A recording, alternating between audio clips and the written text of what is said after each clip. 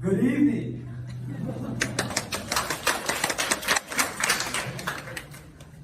Okay, so you wanna introduce us?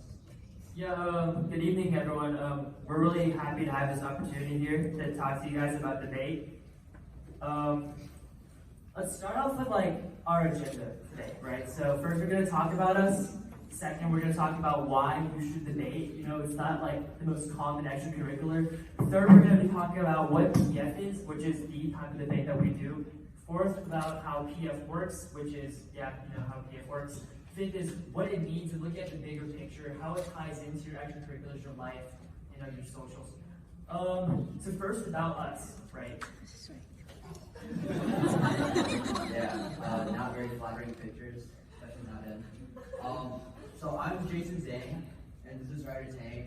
We both go to Kincaid School. It's in Diana Houston. We're both rising juniors, and we've both done debate for a relatively long time. I guess about 5 or 6 years.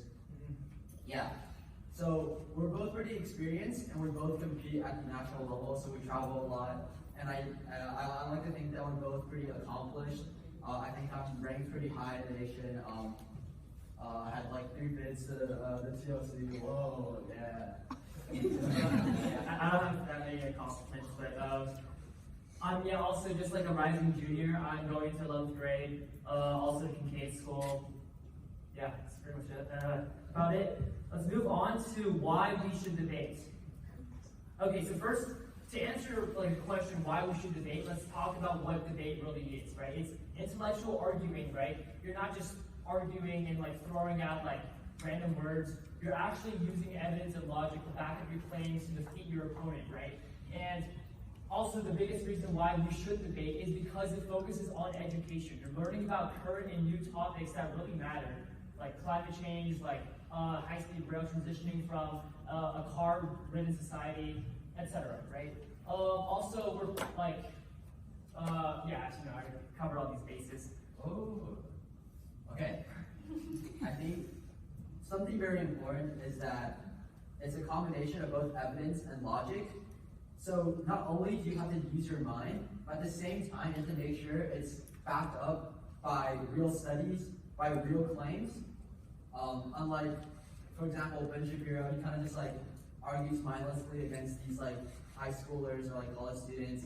No, actual debate is on a much higher level than that. We talk about much more important issues with much smarter people, and it's crucial because then we can find solutions to real world issues. We can actually solve real world problems.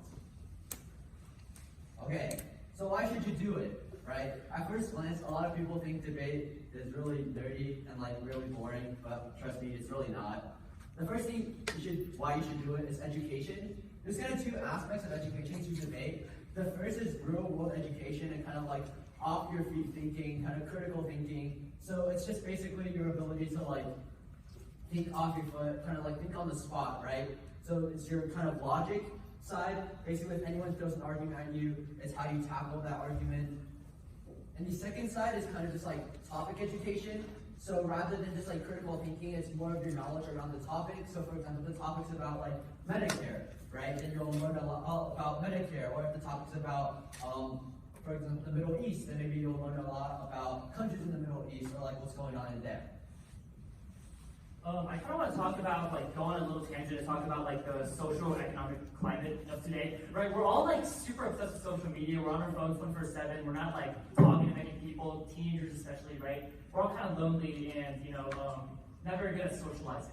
The reason why debate is important is because I think it is the single reason why, I'm as, the person I am today from my confidence, right? From the confidence point of view.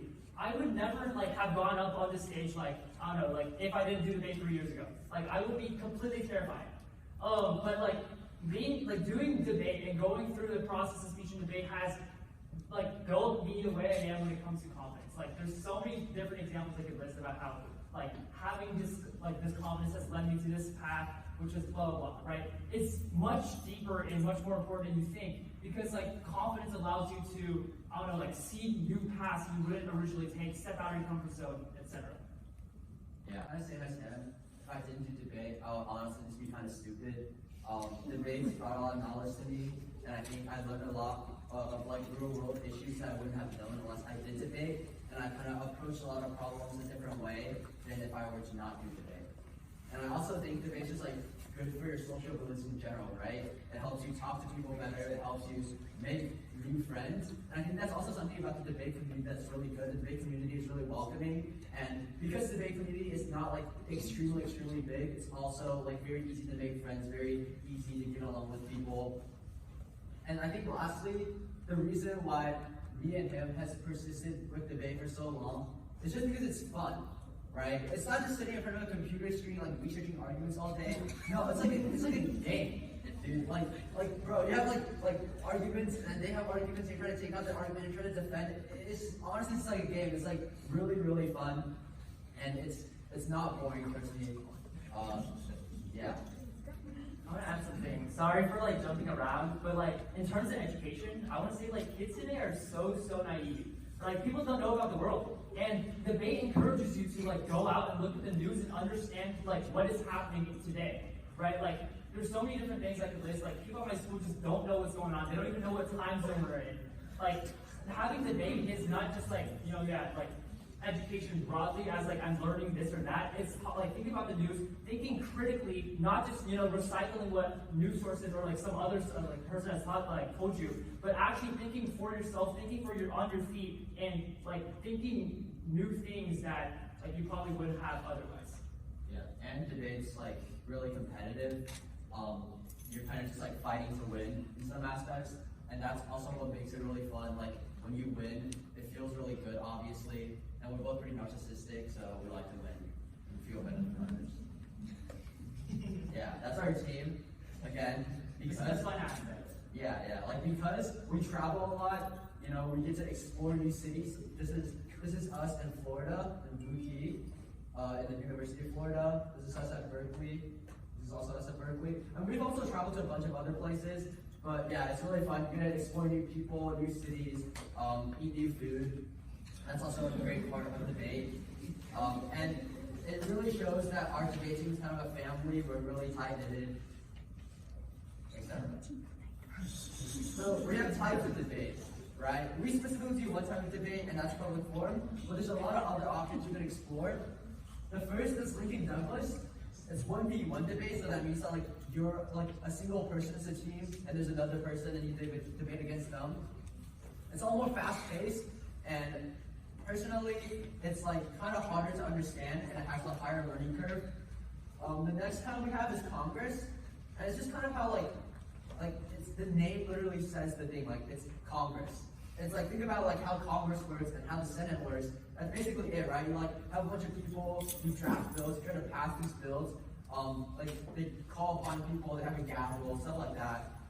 Policy is 2v2, so like two people are a team. But compared to PF, again, it's a lot more fast, it's a lot more progressive. And then finally, we have PF, which I think is the best kind of debate, right? It's not too fast, but it's not too slow either. It's just the right amount for you to get enough education, to get enough critical thinking, but also not completely like lose your train of thought, and like it's also very applicable to the real world. And it's also 2v2, so two people are a team. So it really tests your team cohesion. So whereas like Lincoln Douglas and policy debate might be more philosophical and fast-paced, public forum is more of a jack of all trades, master of all, I would say, because you're branching off into basically every single like type of debate. You experiment in different areas, but in its core, it's still pandering towards the general audience, with people being able to understand it being the key. We'll talk about that next, I think. Okay. So kind of between PF and LG. This is going to be a PF round, and I'll show you guys. This is an LG round. Sorry, this is an LG round, and I'll show you guys a PF round later. This is a lot faster and a lot more progressive.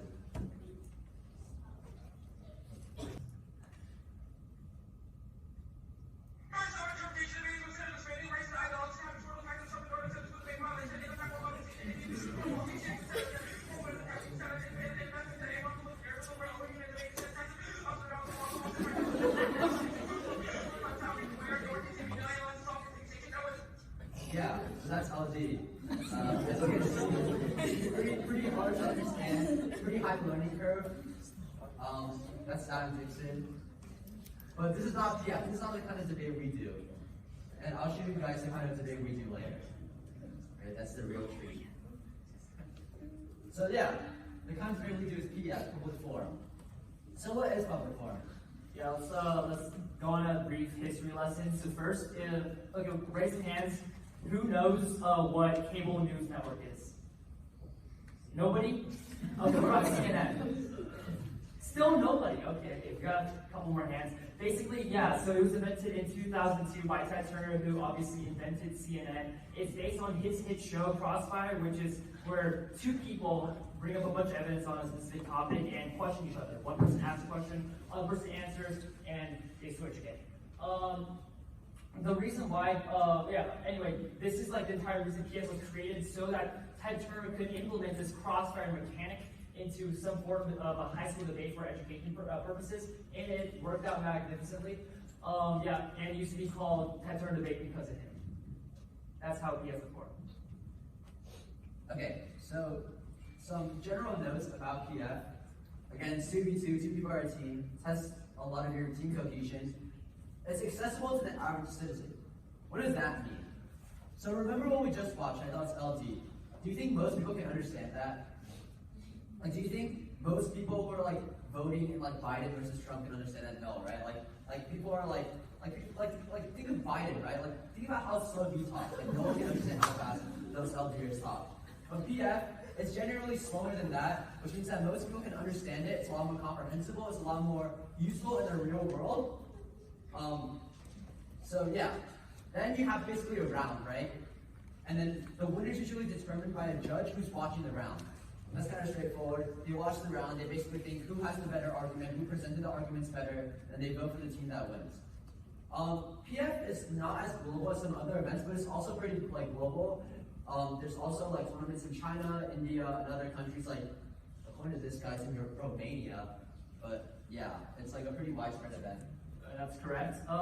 Anyway, so the entire basis of public forum, the words public and forum, showing that it's supposed to be appealing towards the average citizen. So if I selected one person in America out of 100, that person will be able to understand the nuances and arguments and topics that we're discussing in the public forum debate rounds, which is the entire reason why it's so accessible and educational that anyone can understand.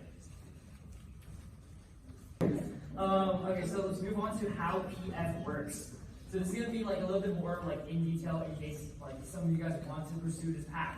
So first is topics and resolutions. That's obviously what you debate about. So in the first 4 months, September, October, November, December, those September, October are grouped together with one topic. November and October are grouped with another topic, and then every other month of the entire year has its own topic. So obviously the topic is what you're going to be debating about in those months. Those range from climate change, like I said before, the economy, but also international stuff like what should the U.S. do about West Africa and its urbanization, etc. Coin toss. You toss a coin, winner gets to decide either if they want to, just like soccer, right? If you guys watch soccer, either if you want to go first, right, or if you want to debate the pro side or the next side.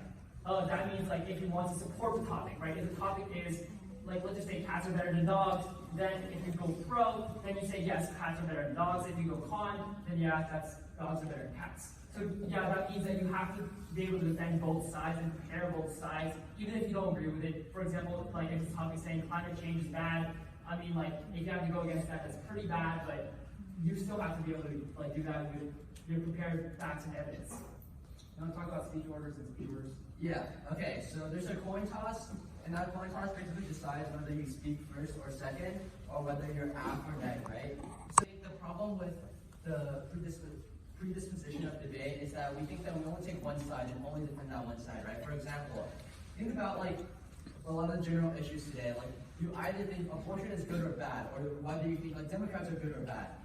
But the problem is, in public forum, it forces you to change your point of view, right? You have to defend both aft and neg, both pro and con, and it will switch up and it will vary between rounds. And that's what I think is so great about debate, is that it forces you to think in another person's shoes and it forces you to open yourself up to a new perspective. So here's some topics in the past that we've debated before that I thought were pretty interesting, and they come in very different varieties. So for example, this October topic for 2020 was the US federal government should enact the Medicare for All Act of 2019. So what the Medicare for All Act basically is that it basically provides a basic Medicare service to everyone regardless of your social standings for free. And it really kind of opened me up to thinking about why the American healthcare system is so flawed, right? It made me question, why do you have to pay so much just to see the doctor once? Why do we have to even think about whether we want to go to the doctors or not just because of its high cost? And why a lot of the other countries, even though not as big or rich as the US, has these basic healthcare necessities that's provided to their citizens. And for example, the topic was on balance, the benefits of creating the United States Space Force outweigh the harms. And I remember in the beginning, a lot of people thought the Space Force was really silly. They thought, what, we're gonna protect ourselves from aliens? But after discovering the topic and after researching it, we actually realized a lot of the reasons why the Space Force might actually be beneficial. For example, protecting our satellites from foreign attacks and stuff like that. And then in February, we had Turkey's membership is beneficial to NATO. And then in January, which I thought was really interesting because it was really controversial, the United States federal government should legalize all illicit drugs. I thought it was kind of a topic that would be hard to debate, right? Because think about it, who would want to legalize all the drugs? But if you actually research it, there's arguments for both sides. So remember, never only look at one side and then not look at the other. Really quickly, who in this audience knows anything about any of these topics? Raise your hands. Nobody. Okay, cool. Anyway, yeah. So kids, that's the reason. That's how you can succeed. Your parents, your corporate masters, and other authority figures by knowing more than the knowledge is power. Okay. So I'm going to give a quick example. Oh, okay. I'll pull up my laptop. This is going to be a quick example of how a case is given. So this is just the first speech, but this is how a case will be given. Okay. So this is about a topic on West Asia, which is the Middle East, and why we should increase diplomatic efforts there. It's actually a net case, so it's about why we should increase diplomatic efforts there. Okay. King K negates resolve. The United States federal government should increase its diplomatic efforts to peacefully resolve internal armed conflicts in West Asia. According to the UN, West Asia, also commonly known as the Middle East, includes countries such as Yemen, Iraq, and Syria, and more. Peaceful diplomatic efforts, according to Britannica, include any dialogue without military force. The Middle East was bound for growth, as Jabra 1, Director of National Intelligence, corroborates that in the early 1990s, the Middle East was bound for growth and prosperity, especially with the end of the Lebanese war and stable oil prices. Unfortunately, this growth was shattered by the US. As Jabra continues, US intervention has been a serious setback. Increasing US presence has increased conflicts, scaring away foreign capital, leading to GDP stagnating. There was a glimpse of hope, as the US was shifting its focus away from the Middle East. As Miller 20 of the Carnegie Endowment confirms, more pressing issues such as climate change have decreased our Middle Eastern presence. And basically, I'm not going to finish it because it's way too long, but that was just the beginning of the case. There's going to be a lot more arguments down below. Okay, and then basically, yeah, we're gonna skip a lot of these. We don't have much time. Yeah, let's just look at the final focus, which I think was a really good speech. Okay, this is actually a round of me and my partner, and this is gonna be my partner's speech, which I thought was pretty fire. We can just watch as an example.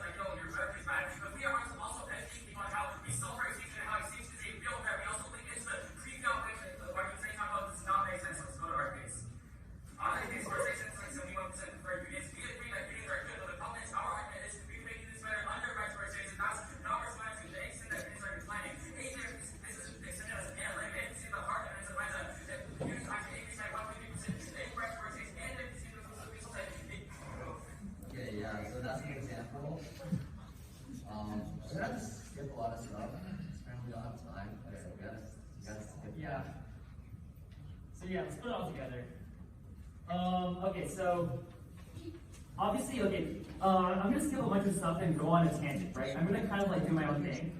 The reason why I think it's so important to do debate, like, I think, I'm not gonna say it's like the best extracurricular, but yeah, it is, right? Like, personally, right, the reason why is I think that confidence and independence, right, debate curating those two specific values in a person is probably the most important thing you can do in your childhood because 8 points, right? It curates your ability to sell yourself, right? In every single business, in like, if you're like, no matter if you're a lawyer, you're like a teacher, you're like a doctor, whatever, you're gonna have to sell yourself, you're gonna have to sell what you do, right? If you do that, you're gonna be able to talk, you're gonna be able to have to like, know how to use your mouth to, like, do things and like, convince people to go into your business. Every single, establishment is probably just like a business, like everything else, right? You're gonna have to be able to do that. Confidence and being able to talk is key, right? What's that? Confidence and Why are you asking? Okay. Well, then I'll just switch it over to me. Okay. The reason why I do debate is literally because it's fun. Like, you cannot force me to do like 20 hours of SAT worksheet and then tell me it's good for me because I don't think it's fun. With debate, not only is fun, it's also educational, so it makes my parent happy as well, right? So why not benefit yourself and your parents? And I think while you're debating, while you're having fun, you're learning new stuff, you can also win. And that makes you feel better than everyone else, which is also good. And most importantly, and this is what you all care about, like, you can flex on colleges with it. You can impress wins, and I know that's what you all care about, but why not, in the process of flexing on colleges, also have some fun and enjoy your high school life, instead of wasting it doing boring things.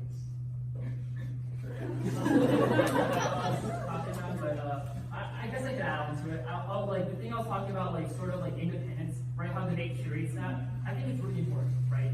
Like being able to, survive on your own is something that's like not really like seen like a lot. Like whenever someone like, okay, so I'm a teenager, right? I gotta think about my future soon, and if I'm doing like some other extracurricular, I might not be developing those independent skills that helps me be able to survive on my own, right? I might be kind of like lost and stranded. While it seems like a completely different world, right? While debate seems like it's completely irrelevant, it curates those specific values, being able to talk, being able to like think on my feet, that will come in later, right? While other things like such as dance, yeah, sure, that might also increase like confidence. Debate is the most direct path to that, right? You're literally speaking in front of a crowd.